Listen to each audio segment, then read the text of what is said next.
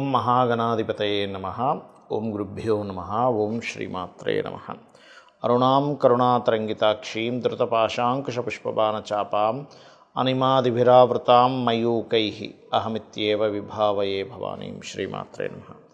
ప్రేక్షకులకి ఆ లలితాంబిక అమ్మవారి యొక్క అనుగ్రహం పరిపూర్ణంగా కలగాలని మనస్ఫూర్తిగా కోరుకుంటూ మనం ఈరోజు చెప్పుకోబోయే టాపిక్ ఏంటంటే, శుక్రుడు తన ఓన్ హౌస్ న్యాచురల్ సెకండ్ హౌస్లోకి మారుతున్నాడు. అంటే వృషభ రాశిలోకి శుక్రుడు వెళ్తున్నాడు.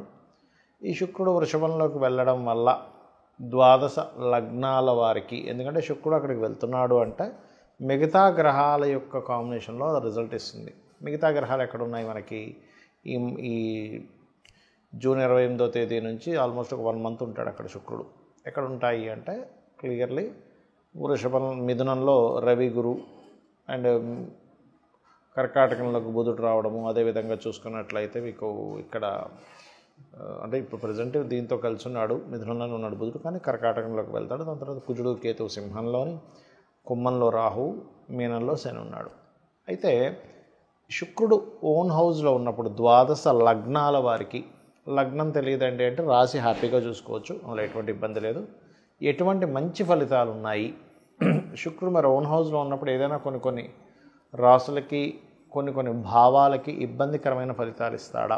ఇస్తే ముఖ్యంగా ఎటువంటి జాగ్రత్తలు తీసుకోవాలనేటువంటి విషయాలను మనం తెలుసుకుందాం. వృషభ లగ్నము, వృషభ రాశి, వృషభం వారి కనుక చూసుకున్నట్లయితే శుక్రుడు లగ్నంలో ఉన్నాడు ప్రజెంట్. అంటే ఈ జూన్ 28వ తేదీ నుంచి రాబోతున్నాడు.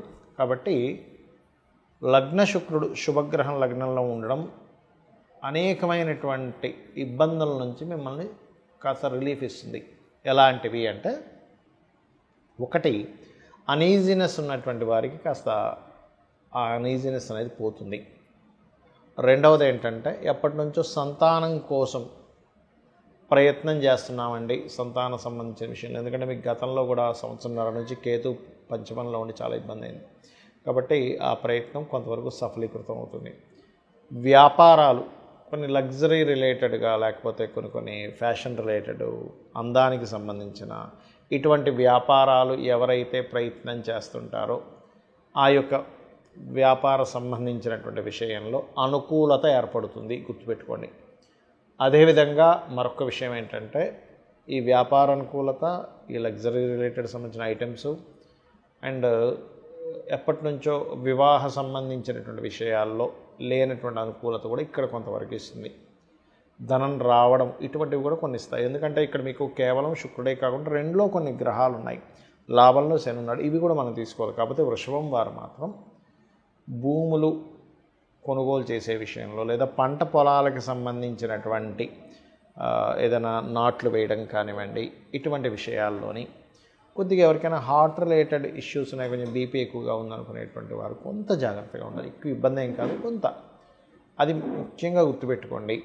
అలాగే శుక్రుడు రాశిలో ఉంటూ సప్తమాధిపతి అంటే కుజుడు, కేతువుతో ఉన్నాడు. కాబట్టి వృషభం వారు మాత్రం వివాహ నిర్ణయాలు, భూ సంబంధించిన మీ యొక్క జీవిత భాగస్వామి పేరు మీద తీసుకోవడము, లేదా మీ యొక్క జీవిత భాగస్వామి యొక్క కెరియర్ సంబంధించిన విషయంలో దశమంలో కుజకేతువులు ఉన్నారు. కాబట్టి మీ యొక్క జీవిత భాగస్వామిని, తన కెరియర్, అతను కావచ్చు ఆమె కావచ్చు, వాళ్ళ కెరియర్ బాగుండడానికి కుజకేతు గ్రహాల దగ్గర దీపారాధన చేయండి, అన్ని విధాలా బాగుంటుంది.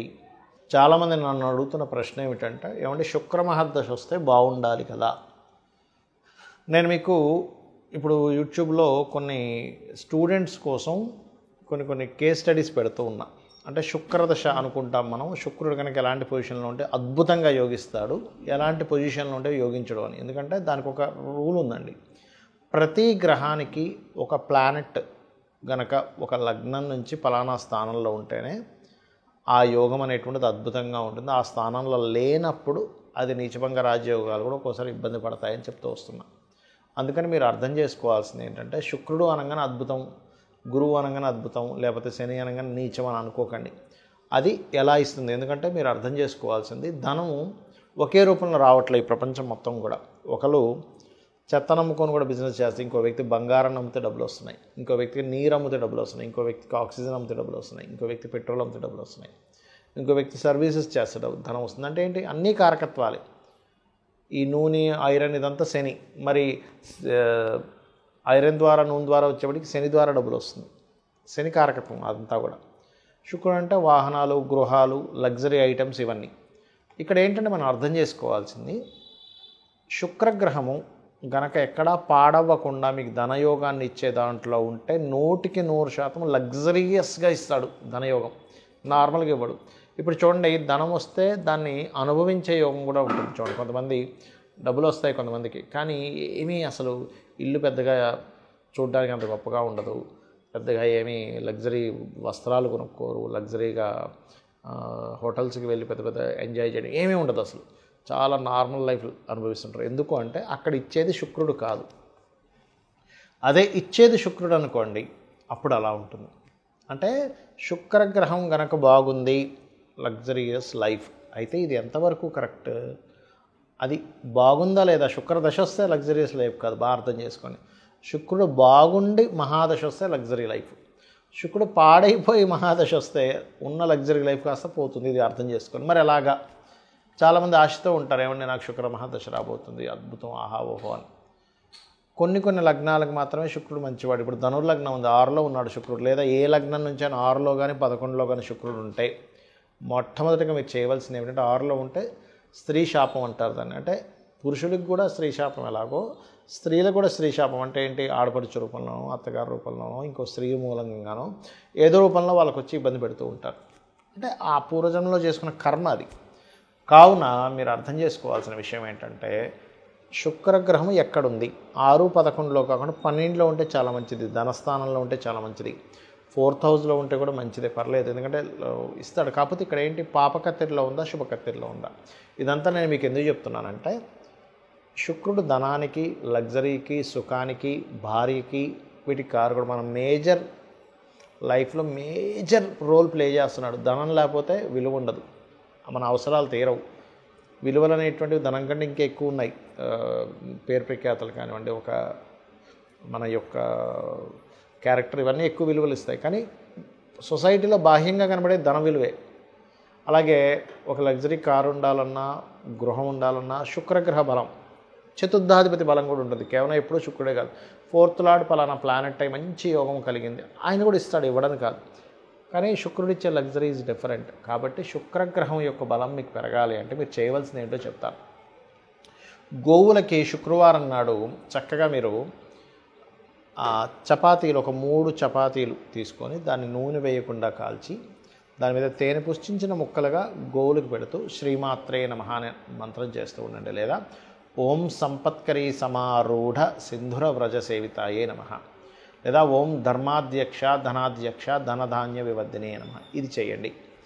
చాలామంది తెలియక ఏకాదశంలో శుక్రుడు మంచిది అనుకుంటాడు. కాదు, ఏకాదశ శుక్రుడు ఉన్నటువంటి జాతకులకి మ్యారిటల్ లైఫ్ డిస్టర్బెన్సెస్ కానీ, అనుభవించాల్సిన సుఖాలు కానీ దూరమైనటువంటి జాతకాలు కొన్ని వేల జాతకాలు నేను చూపిస్తాను. కొన్ని వేలు, ఏదో 100 లేదో 10లో కాదు, వేలల్లో చూపిస్తాను. రీసెర్చ్ చేస్తే లక్షల్లో కూడా దొరుకుతాయి మనకి చెప్పాలంటే. ఎందుకంటే ఎక్కడా కూడా శుక్రుడు సుఖానికి కారకుడు కాబట్టి 12లోనే యోగిస్తాడు. మీరు చూసుకోండి, ఎనీ లగ్న 12th హౌస్ వీనస్ పాడవకుండా ఉన్నాడంటే ఆయనే మంచి లగ్జరీ, మంచి సుఖాన్ని ఇస్తాడు. సుఖకారకుడు, ఏ కారకుడు ఎక్కడ ఉంటే ఏమి ఇస్తాడు? 12th హౌస్కి నెగేటింగ్లో ఉంటే ఇవ్వడు. ఇది బాగా అర్థం చేసుకోండి. ఇది చాలా చాలా చాలా ఇంపార్టెంట్ అయినటువంటి విషయం గుర్తుపెట్టుకోండి. శుక్రుడి విషయంలో, అందరి విషయాల్లో కాదు. మిగతా గ్రహాలు ఏవైనా సరే 12లో యోగించమంటారు. కానీ ఇక్కడ మనం దేశకాలమాన పరిస్థితులను అర్థం చేసుకుంటూ వెళ్ళాలి. 12లో ఉండే గ్రహాలు ఒకప్పుడు అంటే అయ్యో మనిషి దేశదిమ్మరి అయిపోతాడు, ఎందుకు పనికి రాకుండా పోతాడు. ఇప్పుడు ఏంటి, ఒక మనిషి ఆ దేశంలోనే కాకుండా ప్రపంచ దేశాలు మొత్తం తిరిగి వస్తున్నాడు. కాబట్టి విదేశీ యోగాలు ఉంటాయి. ఆ 12లో ఉండే గ్రహాలకే ధనయోగం పడితే విదేశాల్లోనే ధనయోగం ఉంటుంది. ఇది మనం అర్థం చేసుకోవాలి. ఇక శుక్రుడి యొక్క స్థితిగతులు బాగోపోయినా మీకు మంచి చక్కటి ఫలితాలు రావంటే అమ్మవారి ఆరాధన మించింది మరొకటి లేదు. మరియు శుక్రగ్రహం దగ్గర దీపారాధనతో పాటు శుక్రుడు ఏ గ్రహాల ద్వారా అయితే కంబస్ట్ అయ్యాడా, అంటే అస్తంగత్వ దోషం రవి ద్వారా అవుతుంది, లేదా కేతువు ద్వారా అవుతుంది. ఒక్కోసారి కేతుతో శుక్రుడు కలిసి ఉన్నా కూడా ధనహీనతా యోగాలు, లేకపోతే అమ్మవారి భక్తులైతే అది మళ్ళీ తగ్గుతుంది.